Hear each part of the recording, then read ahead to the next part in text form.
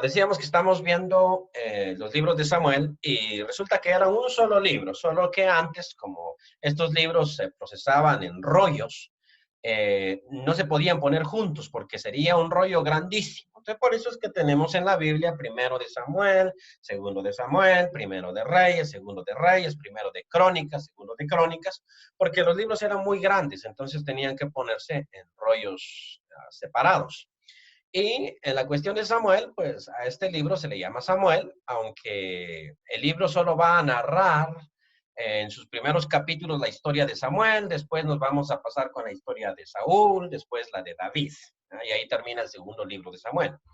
Uh, Solo los primeros capítulos, pero se le ha llamado primero de Samuel. Y repasando un poquito la historia que teníamos, resulta que Israel vivía en un tiempo difícil, un tiempo de mucha idolatría, un tiempo vamos a decir, había problemas en la nación.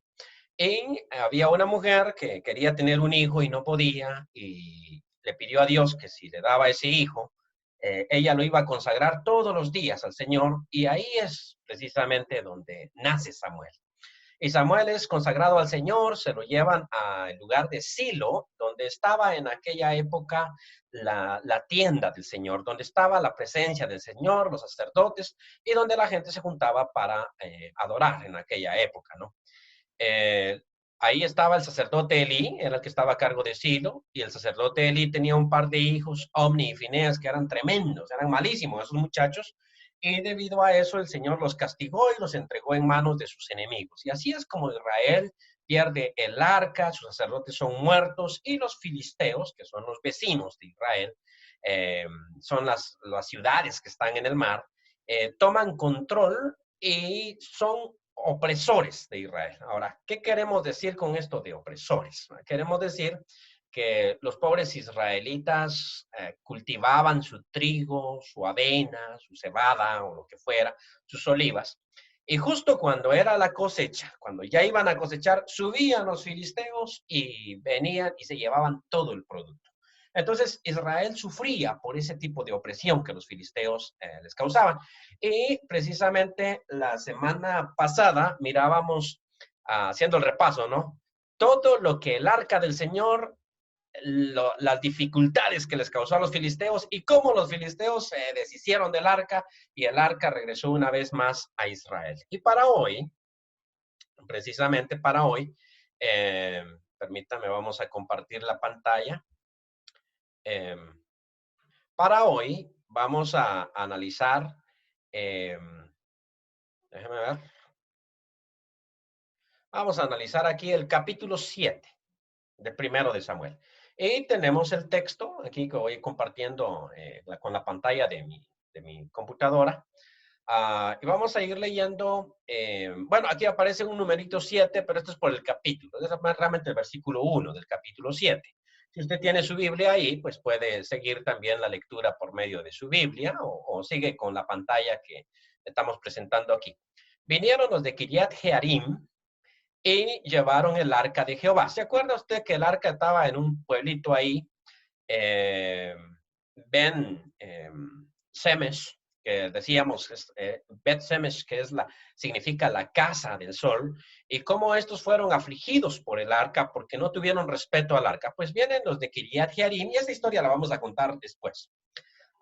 Y se llevaron el arca de Jehová y la pusieron, dice, en casa de Abinadab, que era un hombre de ahí, situada en el collado, y santificaron a Eleazar, su hijo, para que guardase el arca de Jehová. O sea, lo consagraron para eso. Desde el día que llegó el arca a Kiriat Jearim, pasaron muchos días, 20 años, y toda la casa de Israel lamentaba en pos de Jehová. Empezamos con esta historia aquí. Entonces, cuando habíamos dejado la historia de los sacerdotes que habían sido asesinados, Omni y Finés, resulta que Samuel era un muchachito. Imagínese usted tal vez de unos, la Biblia no nos dice qué edad, pero estamos hablando aquí unos 8, 9, 10 años, cuando el Señor lo llama, cuando el Señor por medio de él dice lo que va a suceder. Entonces un jovencito que empieza a ganarse el prestigio de Israel. ¿Qué pasó con Samuel? Esa es la pregunta. Porque recordemos que Samuel estaba consagrado al Señor en Silo, ¿no? Y servía al Señor en Silo, donde estaba el arca. Recordemos que Samuel estaba como hijo adoptivo del sacerdote Elí. Pero si recordamos la historia, el mismo día murieron los dos sacerdotes, Omni y Finés, y el mismo día murió Elí. ¿Qué pasa con el muchacho? ¿Qué sucedió con Samuel? La Biblia no nos lo dice, pero la mayoría de intérpretes creen que él fue a vivir con su mamá. O sea, ¿te acuerdas que la mamá lo había consagrado, lo había llevado hasta ese lugar y se lo había entregado al Señor? Pero como ya no hay arca del Señor, ya no hay lugar, entonces Samuel probablemente va a vivir con su mamá y vamos a ver eso después, porque estos eran de Ramá. Uh, ya pasaron 20, o sea, son 20 años los que han pasado. Por si usted piensa que eso es poquito, ya, son 20 años prácticamente, desde el huracán Mitch para acá. Y durante todo ese tiempo, Israel está siendo afligido por los filisteos. ¿Qué significa esa aflicción? Que Israel cultiva el trigo y los filisteos vienen y se lo comen. Que Israel cultiva la cebada, los olivos, y cuando ya es el tiempo de la cosecha, los filisteos suben y se llevan la cosecha, y no hay quien les pueda hacer frente porque Israel no está unido. Y un pueblo que está dividido es derrotado. El pueblo unido, dice el eslogan, jamás será vencido. Entonces ahí es donde tenemos la historia y ahora vamos a ver lo que Samuel va a hacer, porque el muchacho ya creció, entonces ya lo podemos tener aquí como de 30 años o algo por el estilo. Dice, habló Samuel a toda la casa de Israel diciendo, ahora tenemos este Samuel que ya pasaron 20 años de lo que habíamos contado, entonces ya es un hombre adulto. Y recordemos también que su prestigio ya es importante porque él sí era un buen servidor del Señor. Y les digo, si de todo vuestro corazón os volvéis a Jehová, quitad los dioses ajenos y a Astarot de entre vosotros, y preparad vuestro corazón a Jehová, y solo a él servid, y os librará de la mano de los filisteos. Y dice el versículo 4. Entonces los hijos de Israel quitaron a los Baales y a Astarot, y sirvieron solo a Jehová. Bueno, aquí quiero explicar un detallito de cultura de aquella época. Tenemos aquí dos imágenes, dos estatuillas que se han recuperado. Usted sabe que los arqueólogos escarban en esta tierra de Palestina, o de lo que hoy en día es Israel, y de cuando en cuando se topan con algo interesante y lo van guardando. Y estas cuestiones permanecen ahí en el Museo de Jerusalén. Al lado izquierdo tenemos una imagen de la diosa Astarte. O sea, este es el ídolo que ellos servían. Y al lado derecho tenemos una imagen de Baal. Ahora, note usted que Baal es un dios guerrero, está armado con una espada, lo que tiene en su mano izquierda es una especie de arco, esa es una estatuilla de bronce, y lo que tiene en su mano derecha es un hacha, o sea, está a punto de combatir. Pero si usted nota, también tiene un par de cuernos, ¿verdad? Y esto es porque se consideraba que estos dioses eran mitad humanos, mitad animales, y a Baal se le representaba también por medio de la imagen del becerro. Entonces, si nosotros vamos a la historia israelita, si usted se recuerda, en el desierto los israelitas hicieron un becerro de oro, ¿se acuerdan? Y esto es, algunos dicen, esta es la adoración a Baal, porque a Baal se le representaba como un becerro. Más adelante, un rey malo en Israel, que se va a llamar Jeroboam, hace dos imágenes de dos becerros, y los coloca en Dan, eso es bien al norte, y en Betel, al sur de su reino, y los pone como centros de adoración. Entonces, si uno se pregunta por qué los israelitas utilizaban mucho la imagen del becerro, la idea de becerro es, este no es un toro, ¿sí? Sino es un toro pero joven, o sea, lo presentaban como joven, porque decían que el papá de Baal, que en hebreo se dice él, era, en cananeo, se dice él, era el dios toro, y entonces su hijo, obviamente, va a ser el dios becerro. Entonces, por eso es que esta estatuilla que se encontró en Canaán, la que nosotros estábamos mirando acá, Usted le puede ver esos cuernitos. Y a la par tenemos esta diosa que, bueno, es un ídolo, yo le voy a llamar diosa, pero es un ídolo, que era muy común en Canaán y usted puede ver que tiene los pechos descubiertos. También puede ver a dos caballos a la par de ella, como queriendo tener relaciones sexuales con ella, porque esta era la diosa de la fertilidad. Por eso es que tiene los pechos descubiertos y por eso es que tiene a los caballos en cierta manera excitados sexualmente. No quiero figurar tanto, pero usted tiene imaginación y sabe lo que estoy señalando con el mouse. Y entonces están esos caballos ahí y también puede ver que era la diosa de la fertilidad precisamente por los peces que tiene agarrados con la mano. Esta diosa se llamaba Astarte. Ok. Esta era adorada por muchos pueblos de aquella época. ¿Cómo se llama En Babilonia le llamaban Ishtar. Y de ahí viene el nombre de Esther, que es precisamente uno de los libros de la Biblia. A esta muchacha que se llamaba Adasa, si usted se acuerda, que se convierte en la reina de todo el imperio medo-persa. Los persas le llamaron a ella Esther, en honor a su diosa Ishtar, que es la misma Astarte. Ahora, una cosita que quiero mencionar sobre el texto, permita. ¿Por qué estoy contando todo esto? Porque en realidad, bueno, el término Baal en hebreo significa Señor.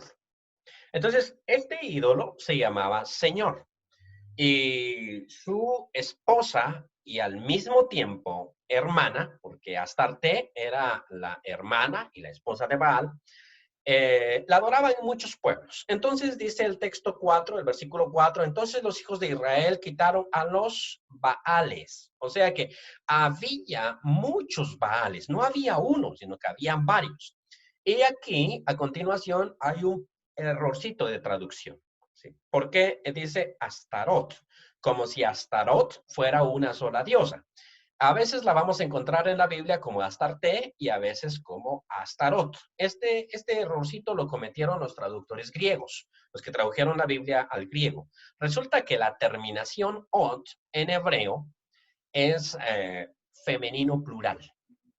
Entonces realmente el texto debería de decir, los israelitas sacaron a los Baales y a las Astartes. O sea, cuando ellos adoraban a sus dioses, ellos no adoraban a un Baal, no había uno, sino que había un montón de Baales, o sea, eso existían por montones. Y cada Baal tenía su propia esposa que se llamaba Astarte. Entonces aquí utiliza el plural. O sea, sacaron a los Baales y sacaron a las Astartes. Y mire cómo es de interesante esta cuestión que nosotros no notamos a veces, pero el problema de Israel, decíamos la vez pasada, es que no se entregaba de todo corazón al Señor, sino que conservaba sus ídolos, o sea, tenía ídolos metidos. Y para esto no había un solo Baal, sino había varios, y cada Baal tenía su esposa. Característica del ídolo es que el ídolo, el ser humano lo hace a su imagen. O sea, Dios nos hizo a nosotros a su imagen. Nosotros somos imagen de Dios. Pero cuando el ser humano crea ídolos, los hace conforme a su imagen. Y entonces ellos consideraban que si yo tengo esposa, entonces el Dios también tiene que tener esposa. Y por eso vamos nosotros a ver que en el Antiguo Testamento nuestro Señor no pertenece a esa categoría, pero Zeus tenía esposa, por ejemplo, en la mitología o en la idolatría griega, Zeus tenía esposa, Baal tenía esposa, Osiris en Egipto tenía esposa, Marduk en Babilonia, todos estos dioses paganos tenían esposa y Baal no era la excepción. Entonces Baal tenía una esposa que se llamaba Astarte y resulta que los israelitas entonces van a sacar estos ídolos, los sacan. Ahora, un punto que tenemos que resaltar aquí, hermanos, o que quisiera explicar es, o que tal vez usted se está preguntando es, ¿por qué Israel caía mucho en idolatría? Ahora, no solo Israel. Vamos a preguntarnos por qué las personas caen siempre en idolatría. ¿Por qué tanto? Mire, una de las razones es que confiar en Dios cuesta, no es fácil. Y a las personas no les gusta. A lo que a ellos les gusta es tener control de su vida y no depositar el control en Dios. No depositar el control en Dios, sino tener control de su propia vida. Esta es la razón por la cual las personas buscan mucho el consejo de los adivinos. O sea, vengo con el adivino para que él me diga mi destino, porque yo no quiero vivir confiando en Dios, sino que quiero tener el control de mi vida y saber qué es lo que me va a pasar. ¿Sí me entiende cómo va la cosa? O sea, buscamos a un adivino para que nos diga qué es lo que me va a pasar. ¿Me voy a enfermar del coronavirus, sí o no? ¿Qué es lo que me va a suceder mañana? Y por eso es que las personas, o estas personas engañadoras, ¿usted se acuerda de Walter Mercado? Walter Mercado, que no sé si era varón o mujer, porque nunca se miraba bien, es la cuestión, pero estos son timadores, ¿no? Y el hombre era súper rico, o sea, hasta tenía una línea de teléfono donde las personas lo llamaban y cobraban por minuto para que él les diera la suerte. O sea, y nunca contestaba al teléfono, dicen los que lo llamaron. Pasaban a veces hasta 15 minutos prendidos en el teléfono, nunca contestaba, pero igual la cuenta se les iba. Y el hombre se hizo súper rico porque supuestamente leía los astros. ¿Ok?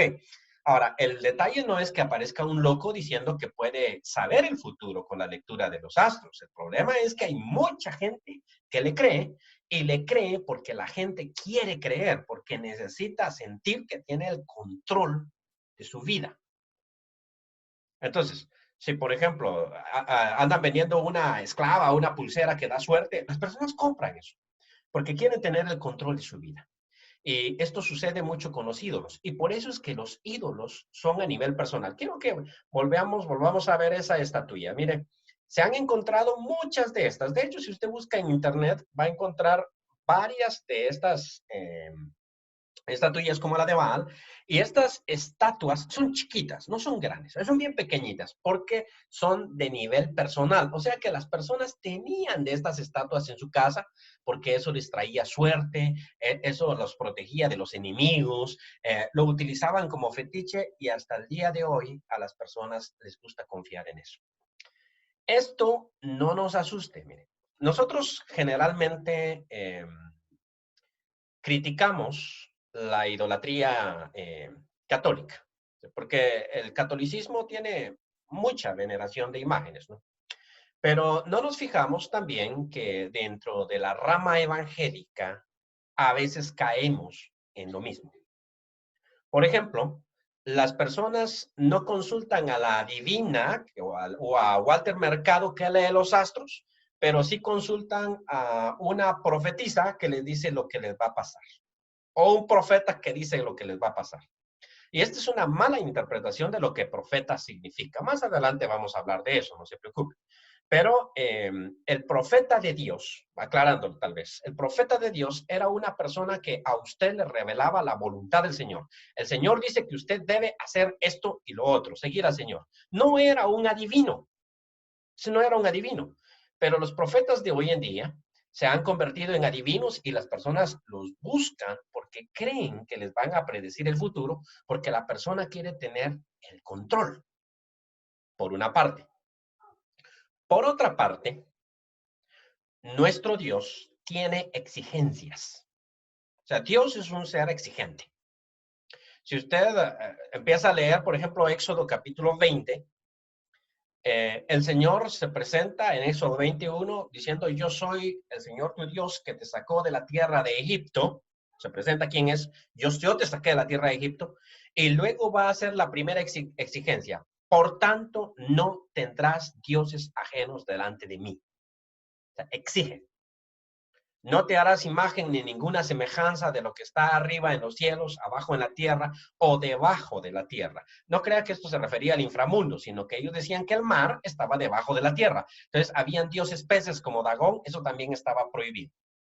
Y la siguiente cuestión es, no te inclinarás. Fíjese que las personas dicen, es que se puede hacer imagen, pero no adorarla. Y ahí no dicen no adorarás, sino dicen no te inclinarás a ellas. El mandamiento no era no adorarás. Y esto es porque los católicos dicen a veces, nosotros no adoramos, nosotros solo veneramos, pero resulta que el mandamiento no dice no las adorarás, solo las venerarás. El mandamiento es no te inclinarás a ellas, no inclinarse. Pero a las personas les gusta tener este control. Es como lo que estábamos viendo. Entonces, eh, necesitamos nosotros controlar nuestra vida. Y decíamos, el segundo punto es nuestro Dios exige, o sea, tiene exigencias. No es que uno lo va a servir como uno quiera. No es que yo me acerco a Dios y le voy a ofrecer a Dios el tipo de culto que yo quiera, o que yo lo voy a adorar como yo quiero, o que lo voy a convertir en mi Dios de domingo, pero mi Dios de lunes es otro, que era lo que Israel hacía. Cuando estamos en una guerra, entonces pensemos en el Señor. Cuando estamos en fertilidad, ahora mejor pensemos en Baal. O sea, ellos tenían un Dios de martes, un Dios de lunes, un Dios de domingo. Y el Señor es un Dios fuerte y celoso. Entonces es exclusivo y exige. Y exige que la persona se arrepienta y exige que la persona cambie de actitud. O sea, es bastante exigente. Ahora, a nosotros no nos gustan las exigencias porque siempre queremos hacer lo que nos da la gana. ¿Y qué exigía Baal, por ejemplo? Si uno en aquella época quería adorar a Baal, ¿qué exigía Baal?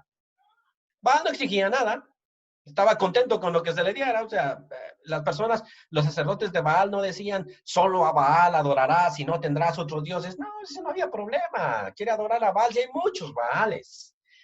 Puede adorar a este, y si no le gusta a este, pues también a aquel, y si no le gusta a aquel, pues también el otro. O sea, ahí hay mucho. Y por eso es que si usted llegaba a las casas antes, cuando yo era niño en Guatemala, un contexto diferente obviamente, pero cuando yo llegaba o con mamá visitábamos a veces, vendíamos, mi mamá cuando yo era niño, vendía plásticos, vasos plásticos, pailas y otro montón de cosas que vendían en una bolsa.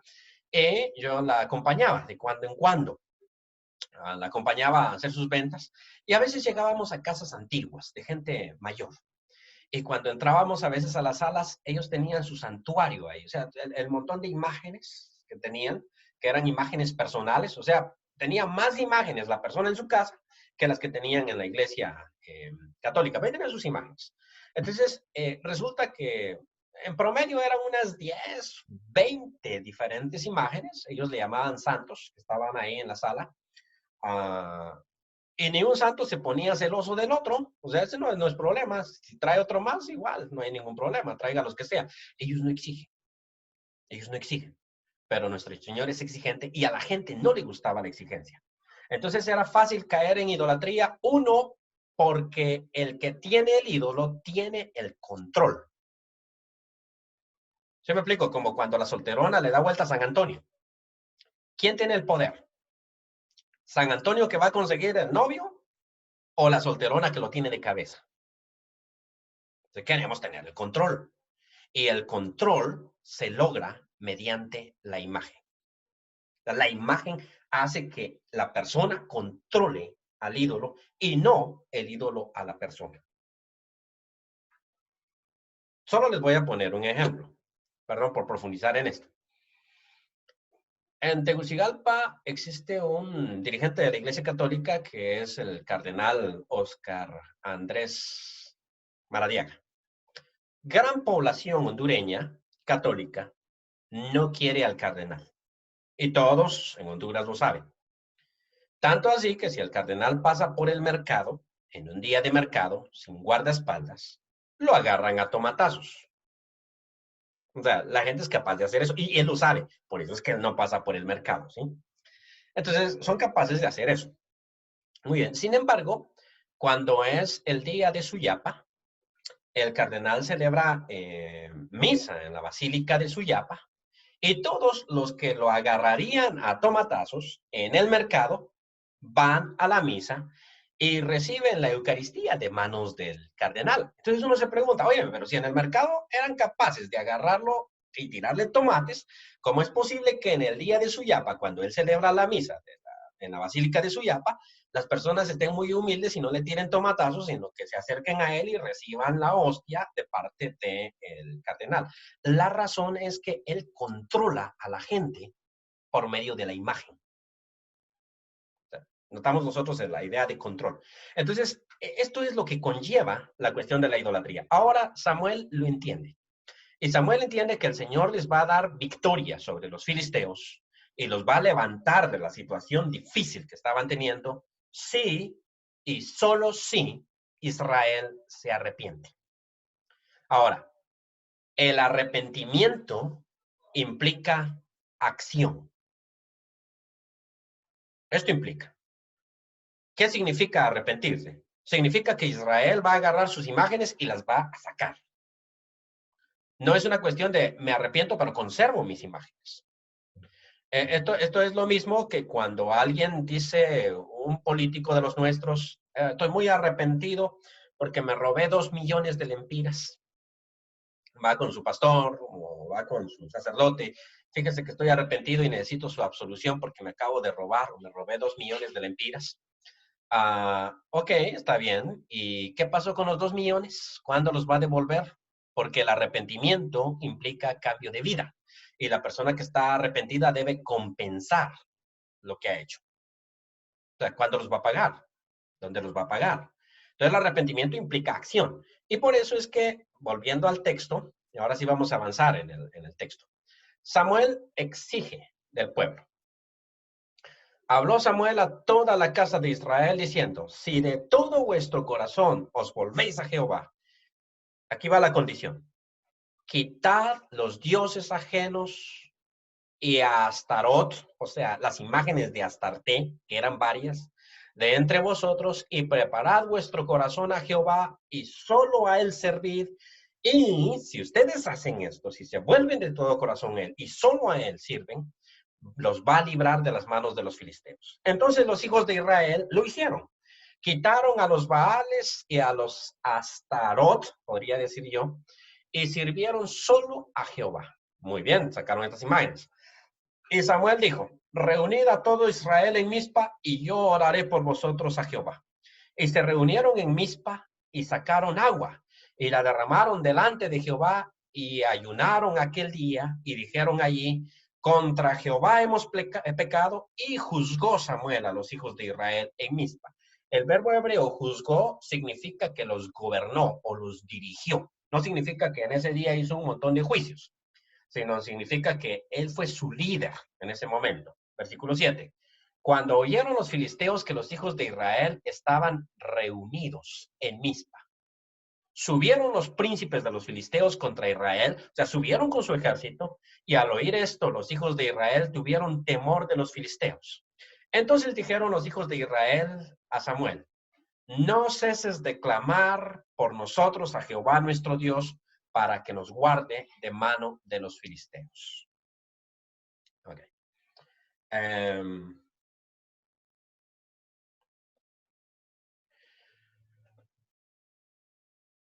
Volviendo un poquito al punto. Mire, es normal sentir temor. O sea, Israel se reúne, los filisteos oyen que Israel se reúne, y lo que los filisteos dicen es, vamos a darle ahorita, porque ellos saben que si se reúnen son poderosos, ¿no? Entonces, vamos a darle de una. Y cuando ellos oyen que los filisteos venían, Israel tuvo miedo. Y mire, no es para menos. Y quiero aclararlo, no es para menos. Ahorita nosotros, como no vivimos en el contexto, no lo entendemos. Pero Israel no tenía armas. Peleaba con piedras y con palos. Más adelante, en el libro de Samuel, vamos a ver que ellos no tenían armas. Y los filisteos todos tienen armas. O sea, es un gran ejército que se viene contra nosotros. Y es normal sentir temor. O sea, no se sienta usted mal, por ejemplo, si le da miedo a algo. A veces a nosotros nos cuesta confesar que sentimos temor. Y a veces decimos, no, hombre, yo no tengo miedo de morir, no tengo ningún problema con eso. Este coronavirus no me afecta ni me asusta, yo soy muy valiente. A veces nosotros tenemos esa manera de hablar, Pero tal vez por dentro sentimos temor. Y fíjese que no hay ningún problema con que usted sienta temor. No existe ese problema. El problema es que ese temor lo guíe a usted a buscar en el lugar equivocado. O sea, que el temor lo guía a usted a buscar a un curandero, a un brujo, a un adivino, a la persona equivocada. Entonces aquí Israel tiene temor, pero su temor los guió al Señor. O sea, ellos sienten temor del ejército de los filisteos y le dicen a Samuel, no dejes de orar por nosotros, a Jehová, para que nos ayude. Y este es el punto. O sea, yo puedo sentir temor, pero inmediatamente me dirijo al Señor, Señor, ayúdame tú. Porque solo tú me puedes ayudar en esta situación.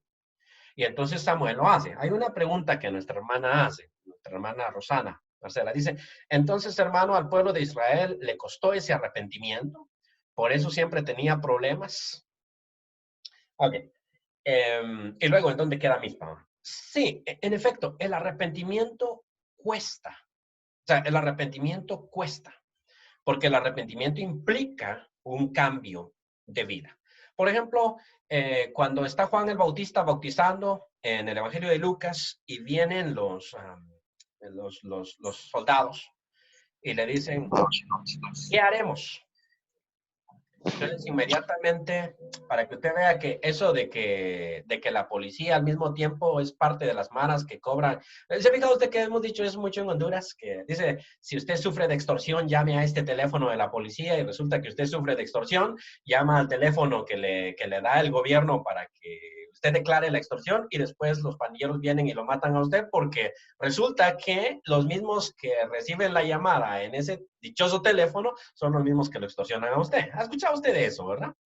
Entonces, cuento viejo, porque el mismo Juan el Bautista le dice a los soldados, no extorsionen.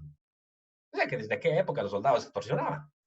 Desde aquella época el alto mando militar estaba metido con toda esta situación.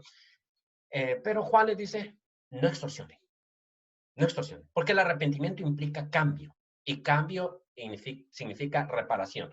Hay veces que usted no puede reparar. O sea, hay cuestiones que no se puede porque el tiempo no se puede volver atrás. Por ejemplo, si una persona ha cometido homicidio, ha matado a alguien, usted no puede resucitar a la víctima. Eso no se puede. Obviamente hay ciertas cosas que no son posibles. Si usted ha tenido hijos con una mujer que no es su esposa en una vida antes, no se puede volver el tiempo atrás. Pero si usted está arrepentido, usted tiene que ser un buen padre con esos hijos, porque ellos no tienen ninguna culpa. Usted tiene que mantenerlos. O sea, esa cuestión de yo tuve una vida pasada y tuve 2 hijos allá, sí, pero ya me arrepentí. Ajá, y usted pasa dinero para esos hijos. O sea, los está criando realmente, está viendo por ellos, o simplemente que se queden ahí. No, si usted está arrepentido, usted tiene que tener un cambio de vida. Y ese cambio de vida significa velar por los suyos, que la escritura es clara cuando dice el que no vela por sus propios. Cuando habla de las viudas, sean puestas en lista solo las viudas mayores de 60 años y que no tenga hijos cristianos, porque el que no vela para los suyos, el que no cuida a los suyos, el que no provee para los suyos, ha negado la fe y es peor que un incrédulo. Jamás a un cristiano, oiga bien lo que le estoy diciendo, jamás a un cristiano lo deben demandar por manutención. Jamás. O sea, eso es una vergüenza grande. Porque un cristiano provee para los suyos. Jamás una madre de un cristiano tiene que decir, dígale a mi hijo que por favor me dé algo de lo que él gana, porque un cristiano debe proveer para los suyos. Ok, continuamos. Norita pregunta. ¿Podría decirse que los israelitas tenían en determinado momento como ídolo el arca? Y mi respuesta va a ser sí. Sí. La diferencia entre un ídolo, y lo vamos a ver más adelante, pero precisamente vamos a contestar esa pregunta más adelantito. Vamos a seguir leyendo. Entonces, resulta que ellos oraron y bueno, no ceses de clamar por nosotros a Jehová nuestro Dios para que nos guarde de la mano de los filisteos, le dijeron ellos. Y Samuel tomó un cordero de leche y lo sacrificó entero en holocausto a Jehová y clamó a Jehová, y clamó Samuel a Jehová por Israel y Jehová dice, lo oyó. Y aconteció que mientras Samuel sacrificaba el holocausto, los filisteos llegaron para pelear con los hijos de Israel, mas Jehová tronó aquel día con gran estruendo sobre los filisteos y los atemorizó y fueron vencidos delante de Israel. Ahora, quiero que use su imaginación. Está el pueblo de Israel en Mizpa. Y enfrente de Mizpa hay otro monte donde se sitúan ahí los filisteos, y entonces una gran tormenta se desata sobre los filisteos, y esto es grave porque el Dios de ellos era precisamente Dios de la tormenta.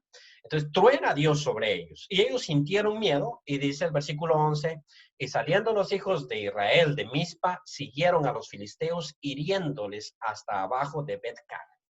Muy bien.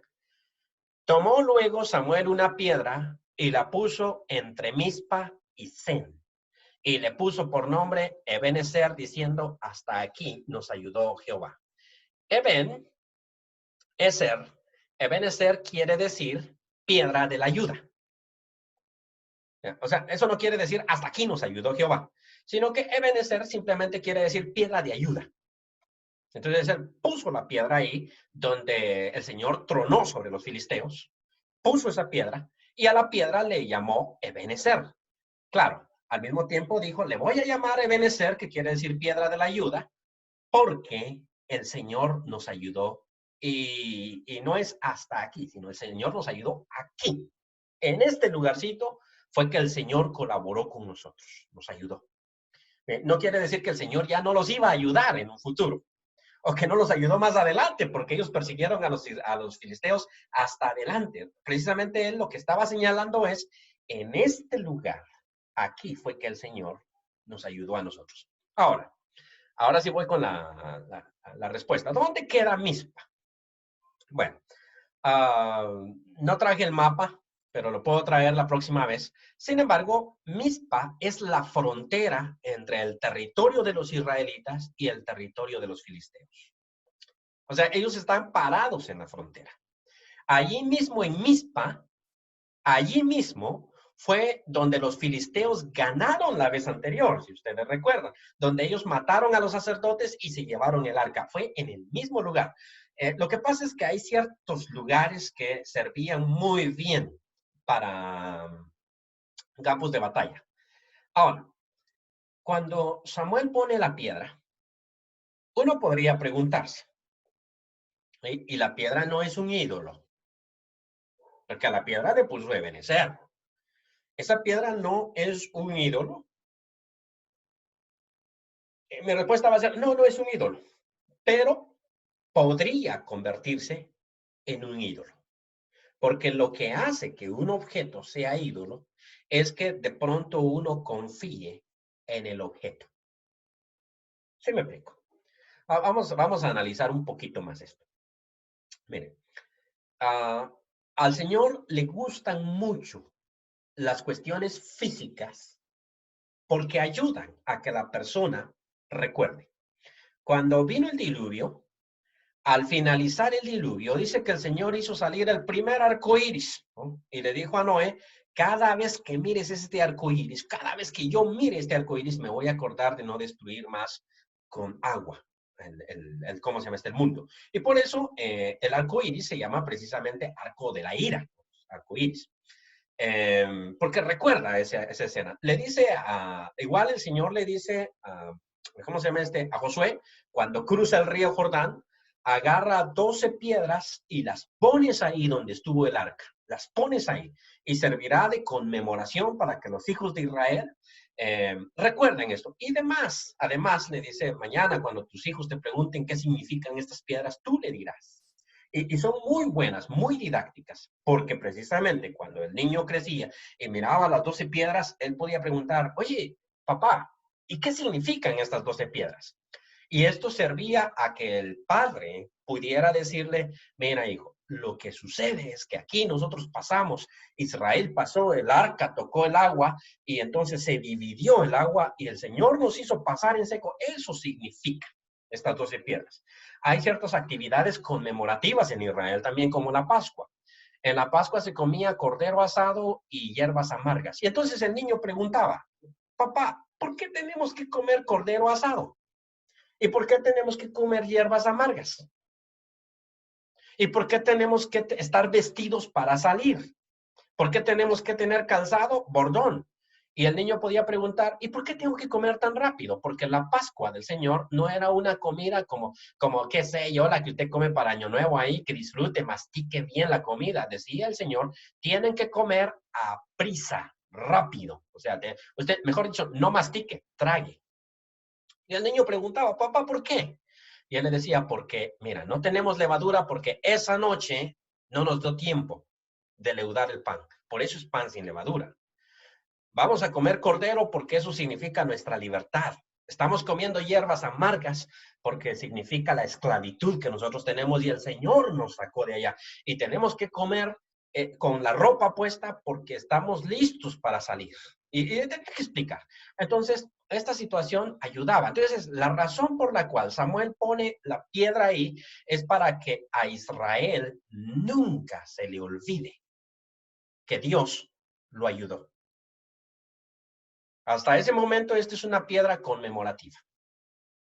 Y el arca tenía el mismo significado. Dios le dio un arca al Señor. Al igual, el Señor le dio un arca al pueblo. Y esa arca tenía una tapa y esa arca tenía 2 querubines y los 2 querubines miraban hacia abajo. Dentro del arca había 3 cosas. Y esto es para que el pueblo recordara lo que Dios le había dado. Estaba los tazones de maná. Acuérdate que en el desierto Dios te proveyó. Cuando no tenías comida, cuando te ibas a morir de hambre, Dios no te dejó morir de hambre. Te dio el maná en el desierto. La vara de Aarón que reverdeció. Acuérdate que el Señor te dio un sacerdocio que te guíe. Porque, óigame, ¿qué pueblo tenía un sacerdocio como el de Israel? Que lo guiara en los momentos difíciles, que lo ayudara en los momentos difíciles. También estaban las tablas de la ley. Acuérdate que Dios te dio una ley. Y óigame, nosotros tenemos aversión a la ley, pero la ley realmente era una bendición. Dígame, ¿qué pueblo quiere vivir sin ley? Elimine usted la ley de tránsito en Tegucigalpa y que ahora cada quien maneje como le da la gana. ¿Qué les parecería esa ley? Mejor dicho, la ley, que no hay ley, ¿verdad? ¿Qué les parecería? Si el gobierno dijera, ahora usted puede manejar por donde le da la gana, no se preocupe. ¿Alguna vez usted ha manejado en Tegucigalpa o ha ido cuando uno de los semáforos se arruina y ha visto cómo se forman las colas?